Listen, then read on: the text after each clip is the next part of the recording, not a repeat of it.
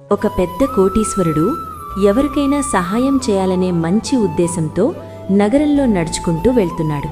ఒక వీధి చివర చినిగిపోయిన పాత దుప్పటి కప్పుకుని నీరసంగా ఉన్న కళ్లతో ఒక అనాథ కనిపించాడు. ఆ ధనవంతుడు దగ్గరికి వెళ్లి చాలా నిదానంగా ఇలా అన్నాడు, నా దగ్గర నీకివ్వడానికి 2 వస్తువులున్నాయి. ఒకటి ఈ బైబిల్, రెండోది 1000 రూపాయలు. నీకు ఏది కావాలో ఒకటే కోరుకో, అది నీ ఇష్టం. ఆ అనాథ ఆశ్చర్యంగా పైకి చూశాడు. కాసేపటి తర్వాత చాలా వినయంగా ఇలా బదిలిచ్చాడు, అయ్యా, నాకు చాలా ఆకలిగా ఉంది. ఈ డబ్బులైతే నాకు చాలా బాగా ఉపయోగపడతాయి. కానీ నేను చిన్నపిల్లవాడిగా ఉన్నప్పుడు మా అమ్మ బైబిల్ కథలు చెప్పేది. డబ్బు కన్నా దేవుడి వాక్యమే నిజమైన సంపద అని మా అమ్మ ఎప్పుడూ చెబుతుండేది. ఆ అనాథ చేతులు వణికిపోతుండగా ఆ బైబిల్నే ఎంచుకున్నాడు. ఆ కోటీశ్వరుడు చిరునవ్వు నవ్వి ఏమీ మాట్లాడకుండా వెనక్కి తిరిగి వెళ్ళిపోయాడు. ఆ వ్యక్తి ప్రశాంతత కోసం ఆ బైబిల్ తెరిచి చూశాడు. అకస్మాత్తుగా పేజీల మధ్యలోంచి ఒక కవర్ కింద పడింది. అందులో ఒక ఉత్తరం, ఒక తాళం చెవి ఉన్నాయి. ఆ ఉత్తరంలో ఇలా రాసింది, నీకు డబ్బు కావాలి, కానీ నువ్వు దేవుడి వాక్యాన్ని ఎంచుకున్నావు. ఈ తాళం పారడైజ్ స్ట్రీట్లోని 14వ నెంబరింటిది.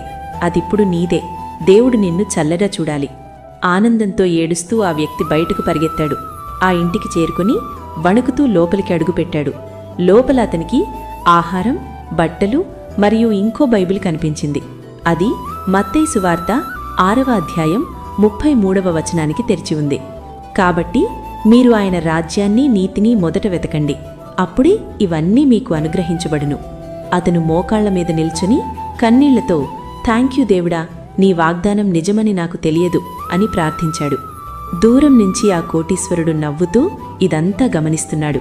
ఆ రోజు వారిద్దరూ ఒక గొప్ప నిజాన్ని తెలుసుకున్నారు. నిజమైన సంపద మన దగ్గర ఉండేది కాదు, మనం నమ్మేది.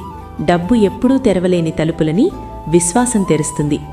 నిజం చెప్పండి, ఇది గాసిప్ అయితే మీరు వెంటనే షేర్ చేసేవారు.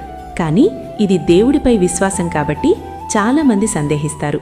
ఈరోజు నేను మిమ్మల్ని అడుగుతున్నాను, దేవుడు నిజంగా ఉన్నాడని మీరు నమ్ముతున్నారా? అయితే ఫెయిత్ ఇన్ గాడ్ అని కామెంట్ చేయండి. దేవుడు మనల్ని ఒక్కో అడుగు నడిపిస్తాడని మీరు నమ్మితే ఈ వీడియోని షేర్ చేయండి.